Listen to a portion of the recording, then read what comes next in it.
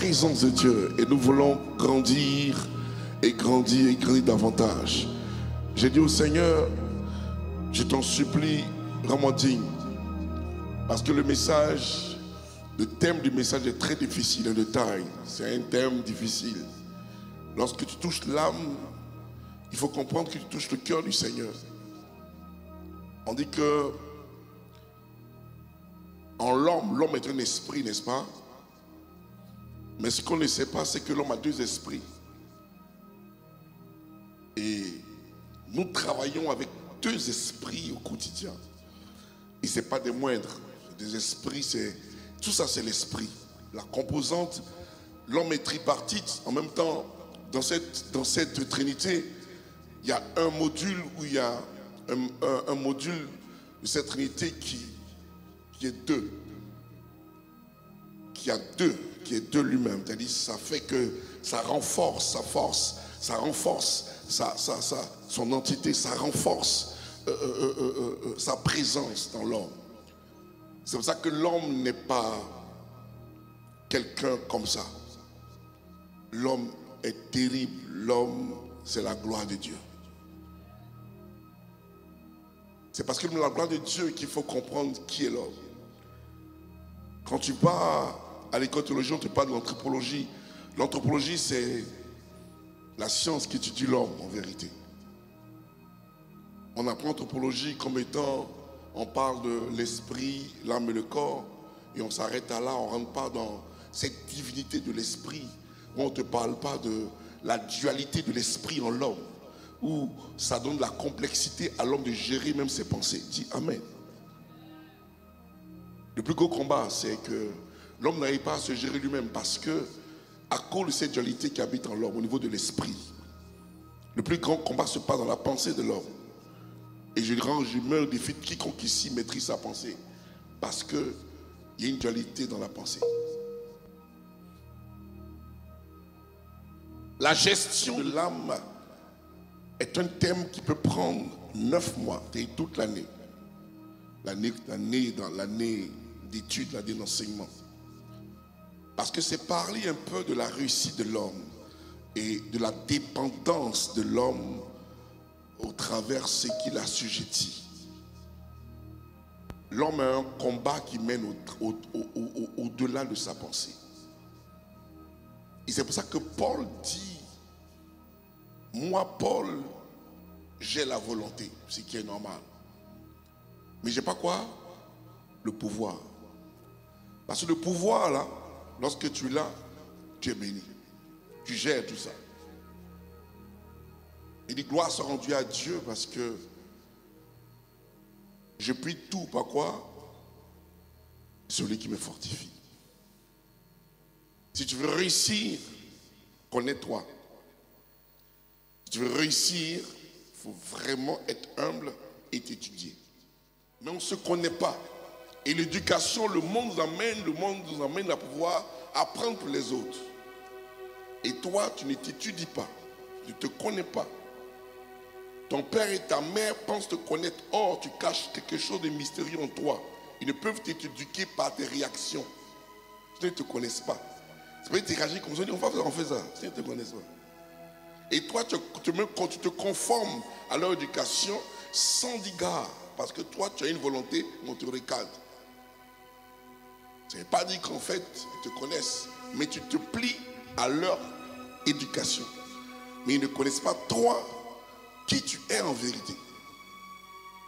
Et ça surprend cette personne dans le land où l'enfant qu'on a éduqué commence à se révéler comme son père. Il dit, tu ne m'as pas connu. Pendant 18 ans, pendant 20 ans, pendant 21 ans, tu ne m'as pas connu. Parce qu'il existe en chacun de nous un mystère que chacun doit connaître véritablement. Si tu veux réussir, commence à t'étudier toi-même. Et la première des choses que Dieu donne à l'homme pour s'étudier, c'est la clé du jeûne et la prière. L'âme est la médiane, est le premier élément communicateur dans le corps de l'homme. Ce n'est pas le corps qui communique, ni l'esprit, c'est l'âme qui communique plus. L'âme est côtoyée, l'âme est convoitée, l'âme est recherchée. En l'âme, il y a ta bénédiction, en l'âme, il y a ton mariage, en l'âme, il y a ta réussite, il y a ton héritage. En l'âme, tous tes enfants sont dans ton âme. Tout ce que tu veux est dans ton âme. Tout ce que tu recherches réside dans ton âme. Tes amis, ta bénédiction, ta richesse, ton intellect, tout est dans ton âme. Ta connaissance, ce que tu veux aiguiser est dans ton âme. Si tu veux être ingénieur, c'est dans ton âme. Tu veux être couturier, c'est dans ton âme. Une chose que Dieu donne à l'homme, et Dieu a donné à l'homme de précieux, de très très précieux et de très très dangereux, j'ai dit ça ici, c'est la volonté. Ça, c'est le don le plus puissant de tous les dons. De tous les dons que vous pouvez imaginer, le don le plus puissant, c'est la volonté. C'est ni parole de connaissance et prophétie. C'est ni grande guérison. C'est la volonté. La volonté seule peut bloquer ou accéder à un miracle. Même pour chasser un démon, s'il ne veut pas, tu ne chasses pas son démon.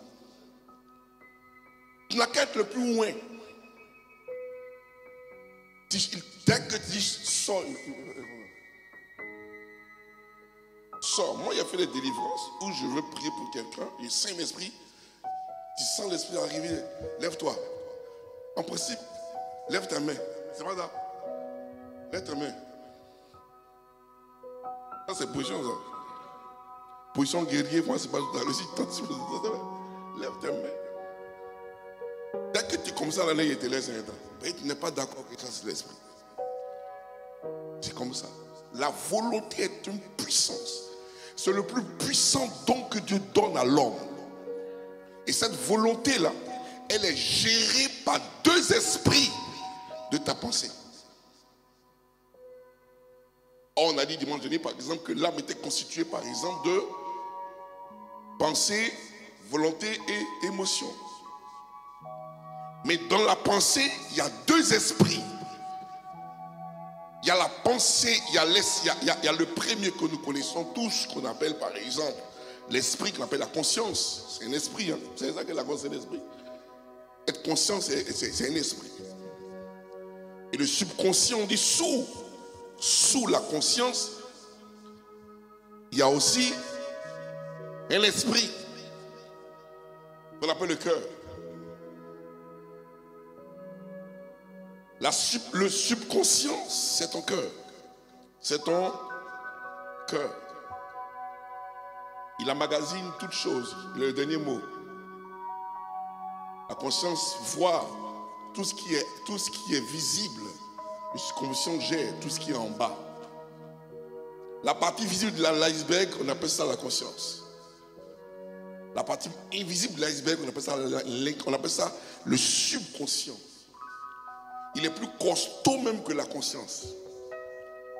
Et si tu penses maîtriser ça, les deux là, tu as maîtrisé ton corps. Et Dieu nous dit que notre âme a besoin d'être restaurée et gérée pour acquérir ce que Dieu nous a donné. Aucun héritage ne vient d'ailleurs que de chez toi-même. Si ton âme n'avait pas de valeur, si ton âme n'avait pas la richesse, n'avait pas l'intelligence, n'avait pas un certain pouvoir de volonté, le diable n'allait te laisser tranquille, il n'est pas te toucher. C'est parce que ton âme a une valeur que le diable te poursuit et il veut ça. Dieu ne peut rien faire sur la terre sans ton âme. Oui? Écoutez, le corps, vous voyez là, n'est qu'une enveloppe où un esprit entre pour travailler, n'est-ce pas? Et Dieu a besoin d'un corps comme temps pour travailler, n'est-ce pas? Mais cependant, dans ce corps existe une âme qui détient la mobilité du corps. Tant que l'âme de volonté dit pas fait, il ne fait pas. Dieu a besoin de ton âme pour faire quelque chose. Dieu veut ta volonté pour opérer quelque chose. Est-ce que tu veux? Et puis il fait. Si on n'arrive pas à pouvoir contrôler notre âme, on ne pourra pas voir le royaume de Dieu s'épanouir ou bien grandir autour de nous. Parce que c'est une volonté qui permet de grandir toutes choses. Une volonté qui permet de pouvoir établir toutes choses. Si on n'a pas la volonté, rien ne va se passer. Rien de chez rien. Dieu donne la volonté à l'homme en même temps. Pas qu'il regrette. Mais Dieu ne maîtrise plus la volonté qu'il a donnée à l'homme. Dieu donne un don à l'homme que lui-même il ne maîtrise plus sur l'homme. Au point que même quand il dit à l'homme fais ça, l'homme dit non. Ça s'appelle la désobéissance. C'est Dieu qui donne la volonté, mais tu ne maîtrises plus le fait qu'il t'ait donné ça. Or Dieu voulait que tu aies ça pour opérer dans le sur cette terre. Mais tu as vu tellement la puissance de sa volonté que tu fais de ça ce que tu veux. Même Paul me disait tout à l'heure, quand je méditais dans la parole de Paul, me disait c'est pour ça que j'étais impuissant. Et je leur ai dit, Paul est nerveux, hein? Mais quand il a vu que les gens le fatiguaient, il ne savait plus qu'est-ce qu'il a fait parce qu'il est fatigué à cause de leur volonté. Il dit d'accord, ok. Tout est permis. Il est passé par la sagesse. Il dit bon d'accord. Tout est permis. Mais est-ce que c'est utile pour toi? C'est pas dans la colère, il dit, hein.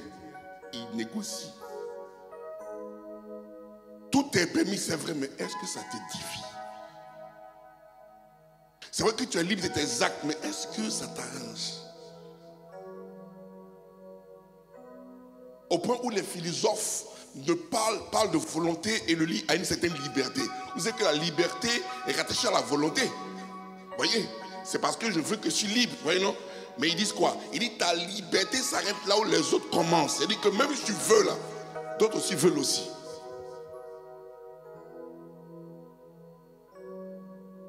On va rentrer doucement dans la parole de Dieu et puis on va partir. Bon, on prend le livre simplement, par exemple, le livre de Matthieu, chapitre 16, verset 26. Matthieu 16, 26 va nous emmener à pouvoir comprendre quelque chose. Il va mettre l'accent sur l'importance de préserver son âme. Même si on a un certain pouvoir inouï en nous qui nous permet de pouvoir agir comme on veut. Mais cette volonté nous emmène à pouvoir périr quelque part si on s'amuse à ça. Amen. Matthieu 16, verset 26. Il dit, que servirait-il à un homme de gagner tout le monde s'il perdait son âme? On a tous été des personnes victimes dans ce monde ici, de tout ce qui pouvait détruire la vie de quelqu'un. Moi, en 6e, j'ai commencé à fumer. J'ai commencé à pouvoir connaître la vie même en 6e. C'est pas 6e d'ici là. Il y a 13 ans en 6e. Donc, restez tranquille. C'est pas 10 ans. Voilà. Donc, on était vieux déjà en 6e. On a commencé à pouvoir rentrer et puis fumer. 5e, on était déjà loin. 4e, là, mais c'est plus grave. 3e, il faut oublier maintenant. Amen. Et le diable nous a malmenés comme ça. Pourquoi? À cause de l'éducation des pères. Les parents étaient sous un contrôle d'un hôtel qui les fatiguait. On voyait le papa fâché à maman. Il s'insultait, il se battait. Il se dit, va payer ma bière. Ils boivent. S'ils boivent, nous on boit aussi dehors. Le reste de la bière, nous on termine. Quelle éducation? On est rentré dans cette vie-là. On a été séquestré par le diable. On a vu des cas très difficiles. On n'est pas sorti du petit séminaire, grand séminaire. On a marché dans le monde, dans la boue du monde. On a fait des choses qu'on ne peut pas définir ici. Mais dans toutes ces choses, Dieu nous a préservés pour un temps maintenant, pour que nous puissions révéler les tactiques du diable, pour que nos enfants ne tombent pas dans la même bêtise que nous. Dites Amen. Quand tu prêches l'évangile, sais d'où tu viens et où tu vas. Tu ne prêches pas pour plaire à qui que ce soit. Tu prêches pour toi-même d'abord. Parce que tu es conscient de ce que tu as attisé dans toi et ce que tu as magasiné. Et que ton subconscient qui est un disque dur ramène à la surface souvent quand tu penses être trop puissant. Comprenez? L'âme, c'est une étude très puissante que donne à chacun de pouvoir étudier fermement, avec beaucoup de délicatesse. L'échec du chrétien vient du manque ou bien du mauvais, moi je dis ça même, du fait que tu ne maîtrises pas, tu n'as pas la connaissance de l'âme. C'est l'échec de l'homme, vient de là. Ton échec vient de là. Et tu peux être un bûcheur, pas intelligent, mais quelqu'un qui bûche, qui retient des versets, enfin, des formules. Quelqu'un, par exemple, qui fait des exercices, après il retient, après il oublie. Il y a des gens comme ça à l'école, ils sont bêtes. Enfin, ils ont 20, mais ils sont bêtes. C'est-à-dire qu'ils font beaucoup d'exercices, beaucoup d'exercices. Si un jour c'est tombé, il a 20. Et il pense qu'il est fort. Oh, il est bête. Il y a un, il écoute, il est concentré, il écoute. Quel a envie d'écouter là, c'est ici. Qu'il a trop là, il a 12, 13. Mais il est derrière. Il est 11, soit 9 et demi, 10, 11, 12, 11 et demi. C'est nous là. On passe de justesse, c'est tout du gros là. Mon est derrière. Parce que, je vous dis, hein, faut pas avoir 20, on peut aussi avoir 2. Au milieu, petit saut, tu passes en classe supérieure. Tous ceux qui avaient 12, 14, là, nous on est demi-pouce, demi, là, on est devant eux. Parce que les gens, ils ne savent pas, la capacité que l'on a de pouvoir retenir un message tient dans un temps. Au-delà de ça, par exemple, tu ne remarques plus. C'est pour ça qu'il y a récréation à l'école. Allez vous reposer puis revenez. Sinon, vous allez comprendre après. Et Dieu a mis ça dans l'âme, qu'on appelle le siège des émotions et l'intelligence. Et l'âme regorge l'intelligence de l'homme en lui-même. Et l'âme travaille comme médiateur entre l'esprit et le corps. C'est l'âme qui donne et qui diffuse. L'âme est le donneur universel. Parce que l'âme reçoit du corps. Et l'âme reçoit aussi de l'esprit, mais il donne aussi à l'esprit et vice versa. L'âme est médiateur. L'âme veut dire média. Média veut dire l'âme, âme là, c'est média en grec. Il est média. C'est-à-dire celui du milieu.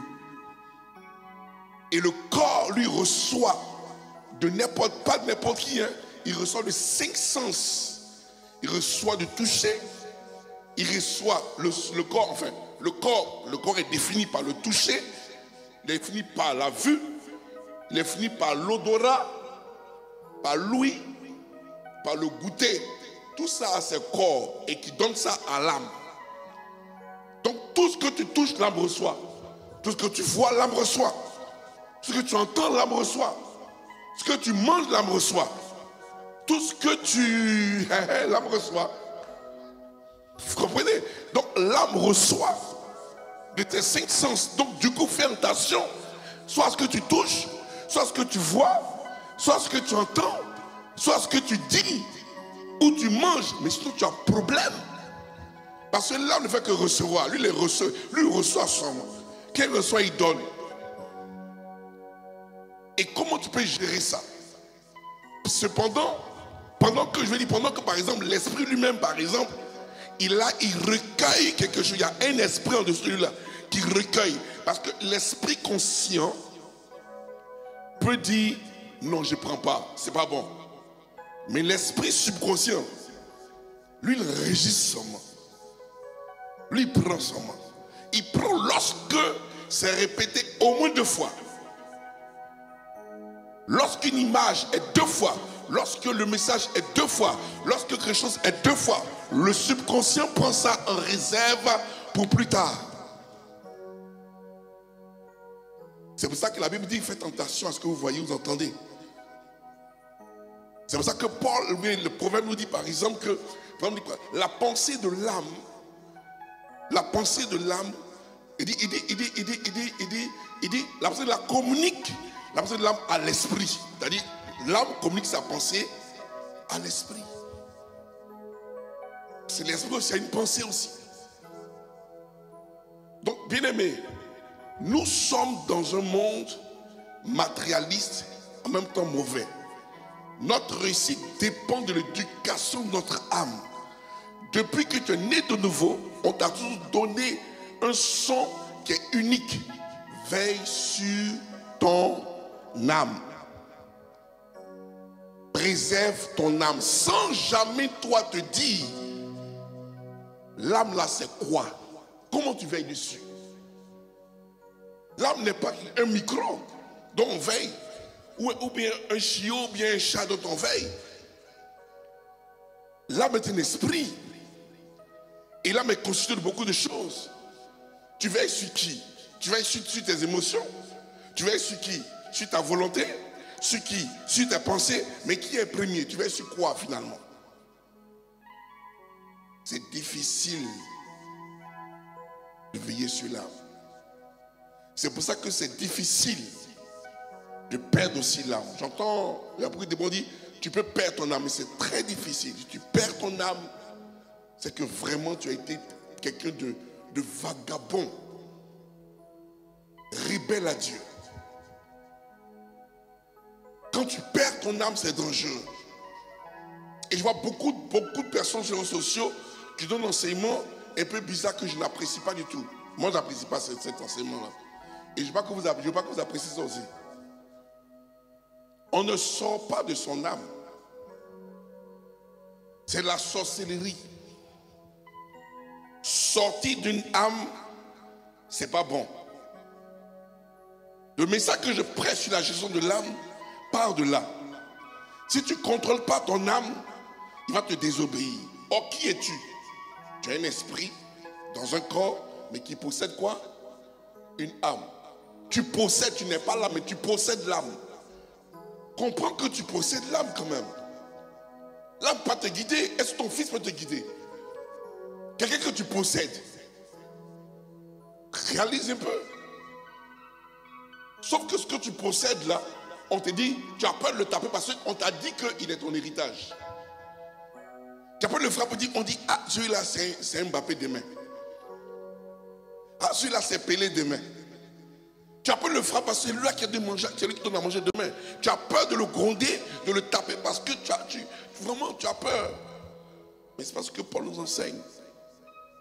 Paul dit traite-le durement. Assujettis-le.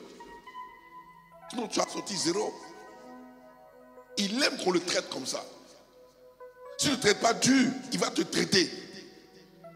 Si l'âme qu'on t'a donné, que tu possèdes là, si toi tu ne possèdes pas l'âme, quelqu'un d'autre va posséder ton âme et te conduire. Je disais dimanche dernier, même pas dimanche, c'est vendredi, qu'il y avait la veille des hommes, des jeunes. Je disais que vendredi, voici l'âme. Écoutez bien. La Bible dit que nous sommes la lumière quoi? Du monde. Nous sommes la lumière du monde. Ce n'est pas le monde qui nous éclaire. C'est nous qui éclairons le monde. N'est-ce pas? Mais le diable veut arracher notre lumière pour lui nous guider. Quand il prend ta lumière, il t'emmène lui sur son chemin. Or, c'est toi qui es la lumière. Si tu as dépossédé de la chose, de ta volonté, tu vas suivre sa volonté. Ta lumière là, c'est ta volonté. Ta lumière là, ce sont tes émotions. Ta lumière là, ce sont tes pensées. Ton âme est une lumière. Tu peux pas te permettre de perdre cette lumière là. Parce que quand tu perds ton âme, tu suis la volonté de celui qui t'a possédé. Nulle part est écrit que tu dois suivre quelqu'un qui te possède. Écoutez bien, celui qui est lumière, on le suit toujours. La Bible dit que lorsque le peuple d'Israël quittait l'Égypte pour sortir dans le désert, la lumière qu'ils avaient, c'était l'Éternel. La nuit, une colonne de feu n'était pas derrière eux, était devant eux. Ce n'est pas eux qui guidaient la lumière, non, c'est eux qui suivaient la lumière. Vous comprenez un peu? Donc lorsque toi tu es lumière, tu ne peux pas te permettre de suivre quelqu'un qui ne connaît pas la parole de Dieu. Ton âme a besoin de pouvoir être contrôlée par simplement tes pensées. Le premier niveau de contrôle de ton âme, ce sont tes pensées. Parce que tes pensées te poussent à faire des choses bizarres. Ou tes pensées t'emmènent à pouvoir rendre ton âme rebelle. Je vous dis pourquoi. Regardez. Ici, là, tout le monde rêve. Vous tous, vous rêvez, non? Tout le monde rêve. Très bien. Regardez ce que Dieu dit. Dieu parle tantôt d'une manière. Je parle de l'âme, hein. Ça là, je suis sur l'âme là. Quand on rêve là, c'est l'âme. Écoutez-moi très bien, suivez-moi très bien. L'âme que vous voyez là, la force de l'âme là, je vous dis ça. L'âme est médiane, hein.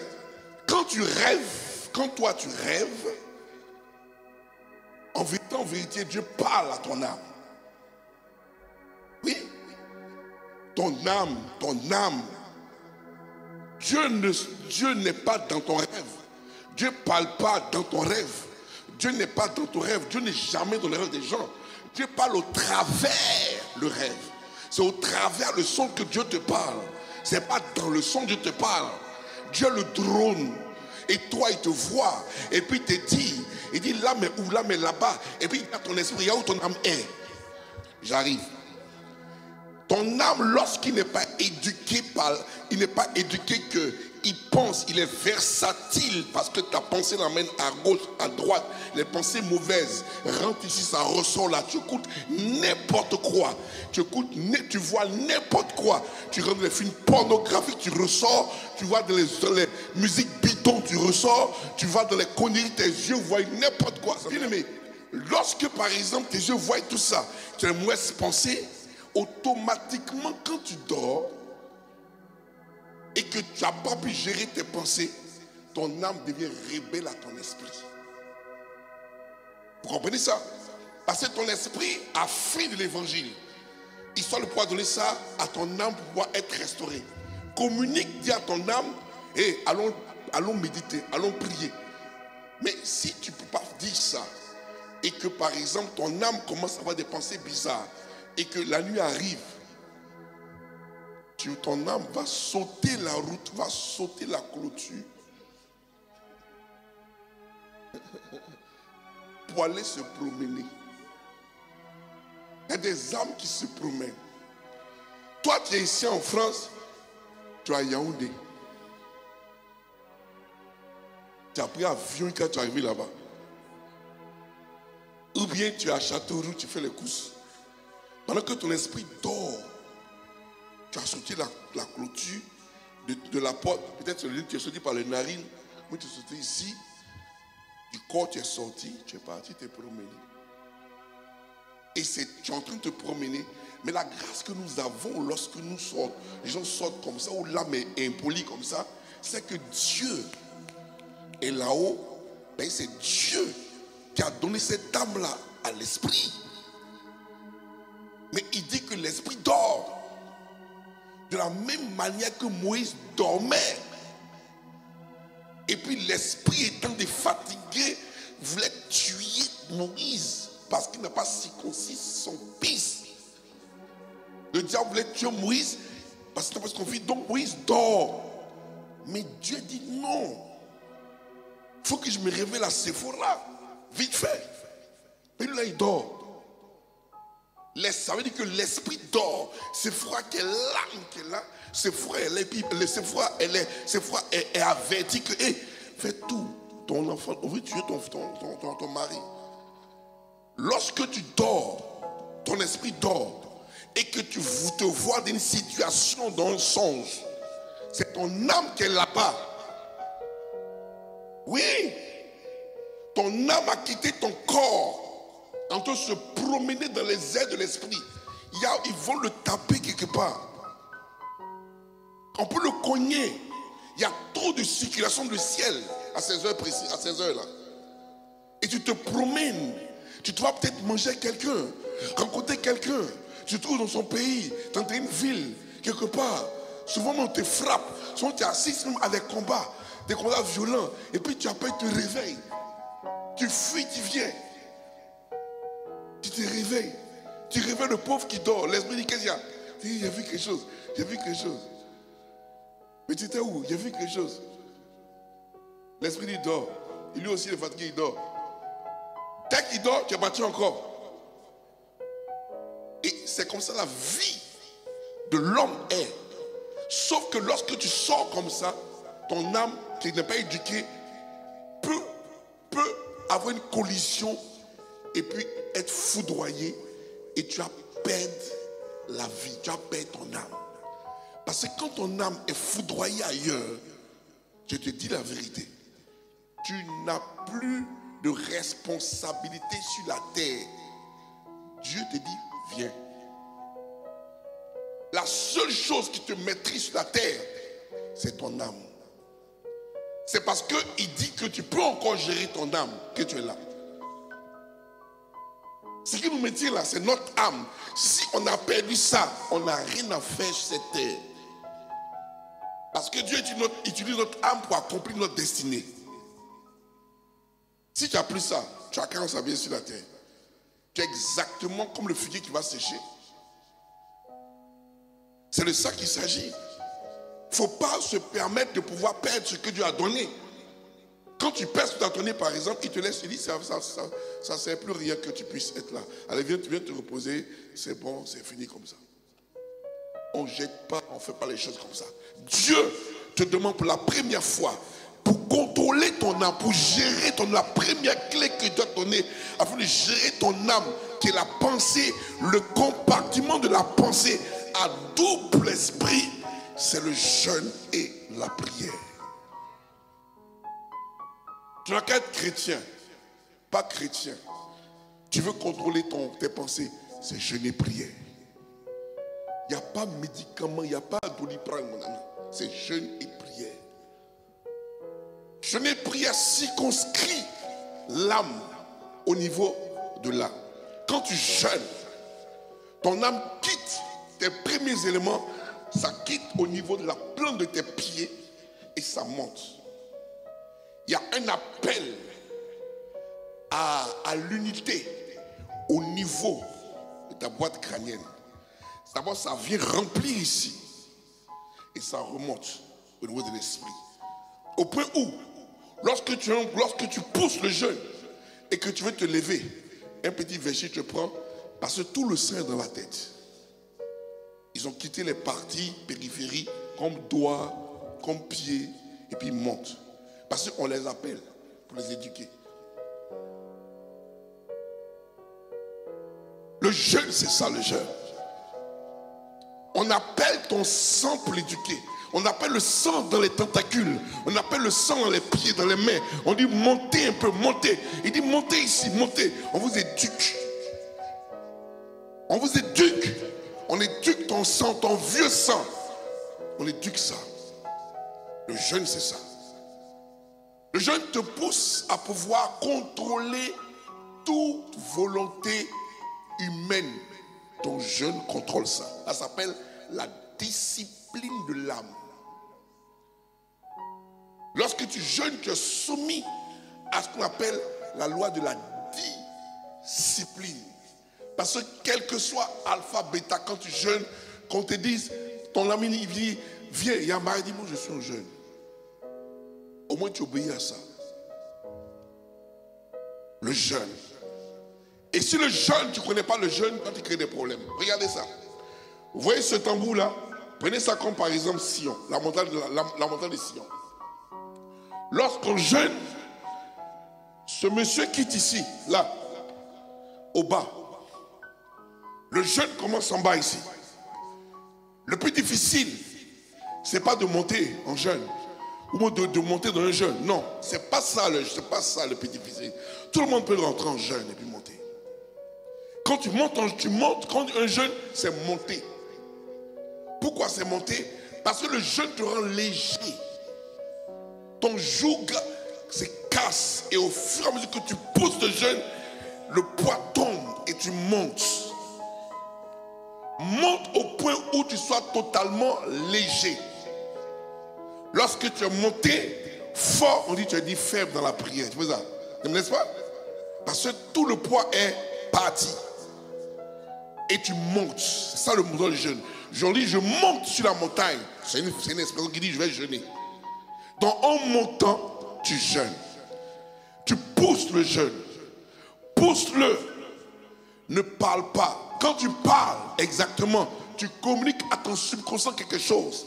C'est pour ça que c'est défendu. En tout cas, moi, c'est cassé. Quand j'enseigne le jeûne à personne, je vous défends de pouvoir un long jeûne, un long jeûne de consécration. C'est-à-dire 10 jours comme ça. Quand tu jeûnes 10 jours, je te défends dans les 3 premiers jours de pouvoir prier. Ne prie pas. Ne parle même pas. Ta bouche est fermée comme le musulman. Fais ça. Musulman, il ne parle pas, il fait ça. Il lève son crachat. Il ne parle pas à quelqu'un. Il ne faut pas dans le jeûne. Pendant que tu as parlé, le diable va rentrer dans une diversion pour aller se prendre ton subconscient pour te créer des problèmes le 5e jour ou le 10e jour. Ceux qui parlent beaucoup là, il vous dit pourquoi, il vous arrive, il vous dit. Quand tu parles trop, les 3 premiers jours là, je t'assure, il y aura un défi à tout le monde ici. Au 5e, 6e jour, des pensées impies viennent frapper ta tête. Tu dis, tu jeûnes, tu es gâté. Pourquoi? Tu n'as pas respecté le principe au départ. Rentre en silence. Dieu là, c'est le silence. Dieu, il s'appelle le silence. Il ne parle pas beaucoup. Jeûner, on ne parle pas beaucoup. Tu as meurtri ta chair. 3 jours secs, sans boire, sans manger. Silence radio. Et pense à Dieu. Pense au Seigneur. Tu vas contrôler une partie de ton dépensée et t'assures que tu as comme ça là, tu seras dangereux. Quand tu as fini par exemple de faire ces 3 jours sans boire, sans manger, tu passes maintenant à boire de l'eau. Bois.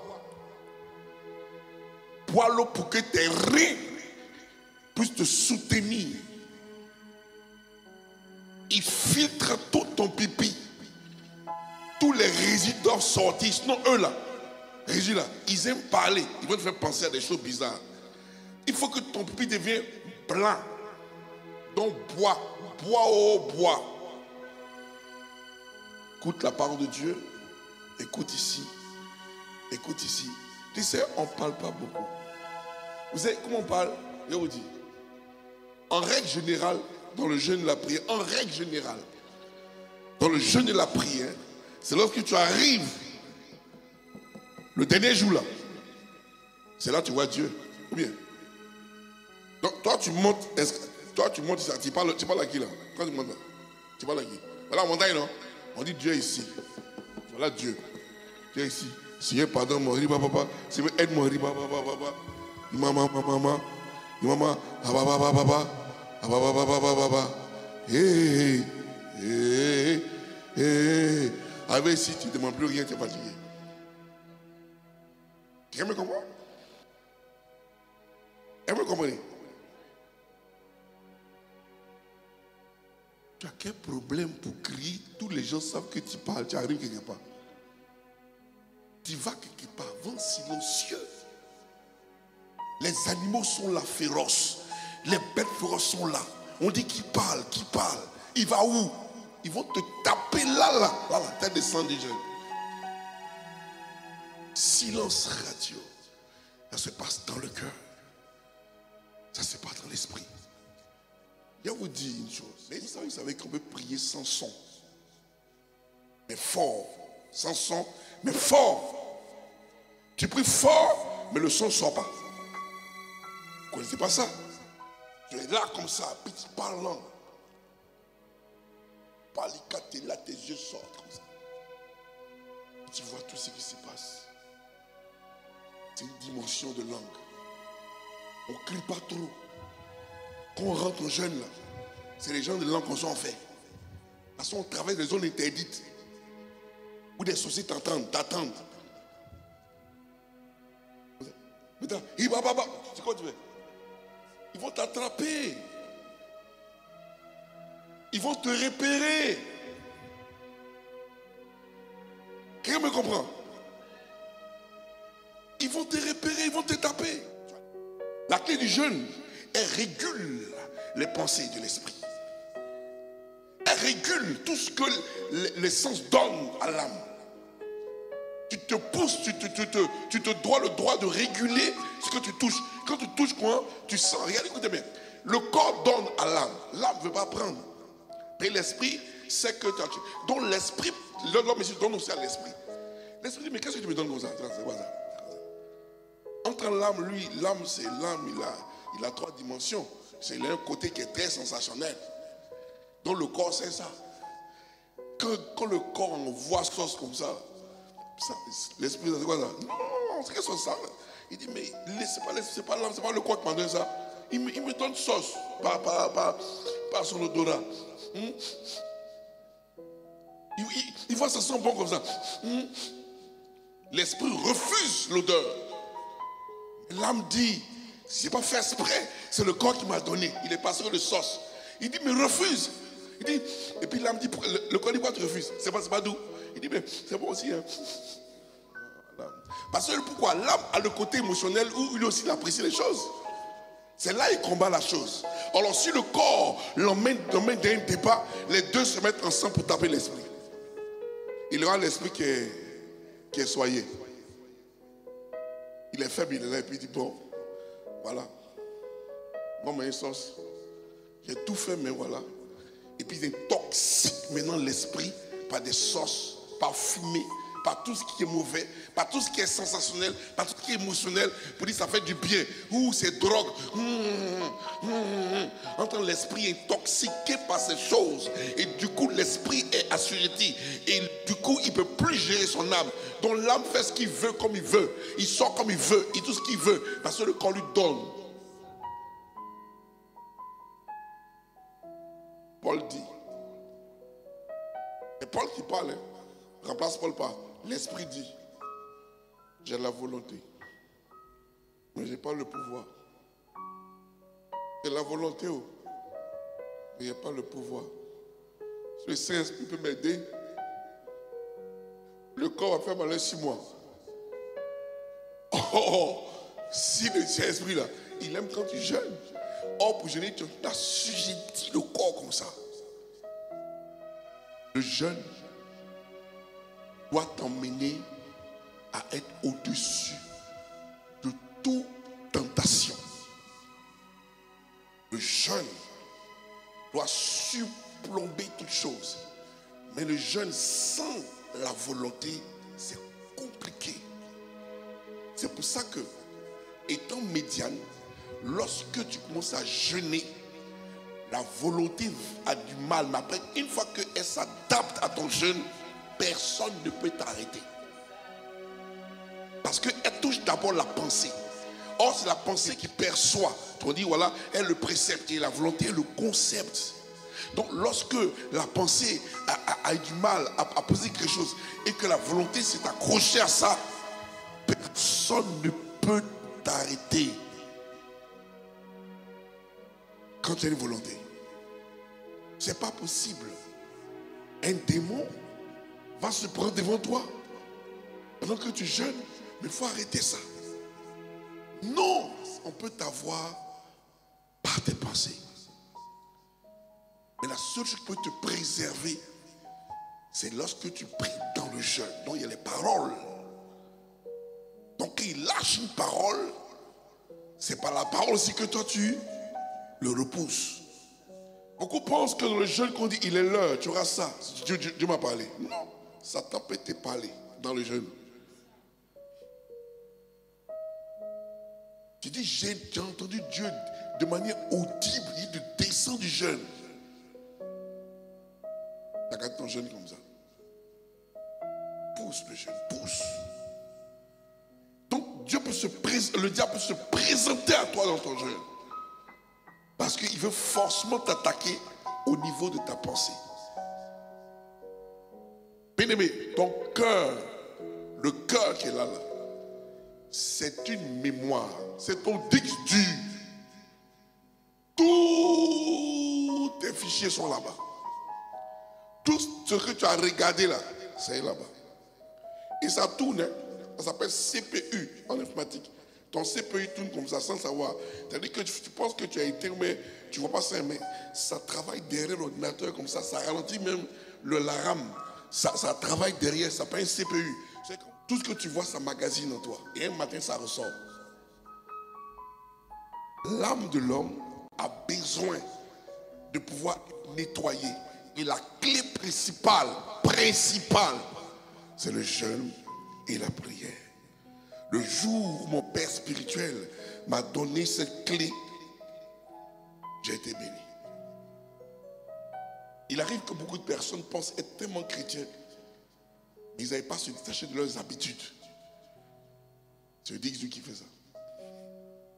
Ton habitude là, il est le Dieu. Sinon tu es chrétien, tu es né de nouveau. Mais pourquoi des habitudes anciennes reviennent au point où ça te culpabilise?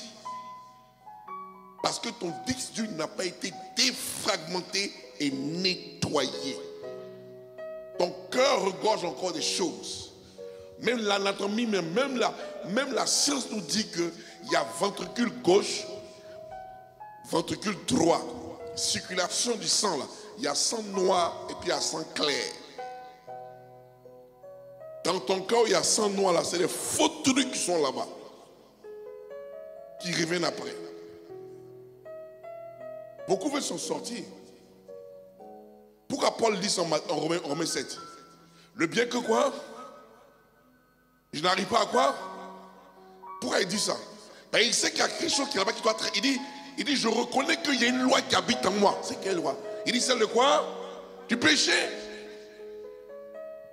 Paul voit ça. Mais le secret c'est quoi? Il est dit en Romains 12, le secret. Il le sort en Romains 12, verset 1er. Il le sort propre quand il tape au verset 7. Le résultat du verset 7 au chapitre 12. Il dit quoi? Je vous exhorte, frères, par les compassions de Christ. Il dit compassion de Christ. Vous savez où la compassion se trouve? Par les compassions de Christ. Dieu a manifesté une compassion à la croix. Point barre. C'est pas quelque part. Christ a manifesté sa compassion à la croix pour nous. Seigneur, pardonne-leur, c'est pas ce qu'il faut. Comprenez? Il dit bon, par les compassions de Christ, pensez un peu à ce qu'il a fait à la croix là. Offrez vos corps en sacrifice vivant. Il dit pas vos âmes, il dit vos corps. Parce que les corps regardent les 5 sens qui communiquent des choses qui véhiculent ça à l'âme et qui polluent l'esprit. Donc offrez votre corps en sacrifice vivant, saint et agréable. Ce qui fera de vous votre part un culte raisonnable. Parce que plus on jeûne, on célèbre Dieu. Plus tu jeûnes, tu célèbres Dieu. C'est un culte que tu fais à Dieu. Tu rends un culte à Dieu. Tu adores Dieu. Tu offres ton corps en sacrifice et Dieu est content. Donc Paul qui a la volonté, qui n'a pas le pouvoir là, commence à discerner la volonté de Dieu maintenant pour travailler. Parce qu'il y a un brouillard dans sa vie. Il y a une volonté humaine, il y a une volonté de Dieu. Il ne comprend plus. On appelle volonté permissive, volonté parfaite. Les deux sont mélangés. Dieu dit quoi? On ne sait pas discerner. On ne comprend pas. Si c'est Dieu, si ce n'est pas Dieu, on ne sait pas. Tu ne sais même pas. Le gars vient te drague. Tu dis, ah, aujourd'hui, j'ai jeûné quand le gars est venu m'attraper. Peut-être, oh, c'est un faux type. Tu dis, non, c'est lui. En tout cas, vraiment, c'est lui. Parce que quand je suis sorti, hier, j'ai dit, Seigneur, souviens-toi de moi. Je veux le métis avec, il est grand. Oh, Seigneur. Et quand tu pries là, il gare la voiture, il vient garer, il gare sa voiture propre, juste à l'arrêt.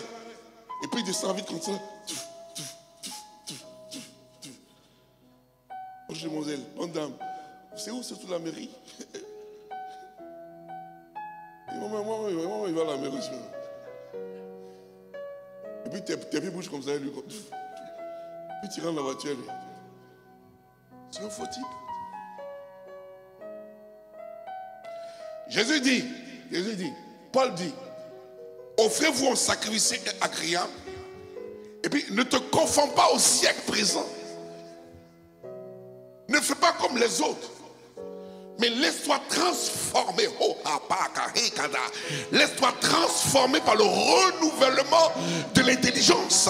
Laisse permettre que ton âme puisse être assujettie et que l'esprit lui communique les vraies pensées de Dieu. Alléluia. Afin que toi tu puisses discerner la volonté de Dieu. Qu'est-ce que Zacharie dit? Mais lisez Zacharie chapitre 10. Zacharie prophétise sur la précipitation.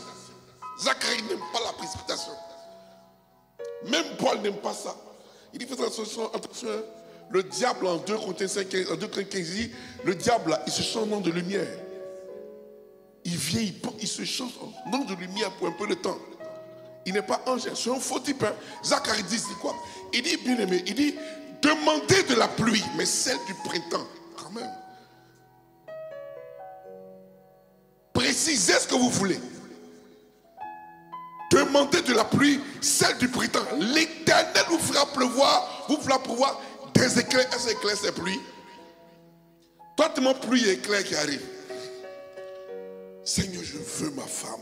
Je veux une femme ou la guide, une métisse. Seigneur, oh Seigneur, j'ai tout resté longtemps, cette femme. Oh, qu'elle vienne m'aider, Seigneur. Lorsque tu sors comme ça,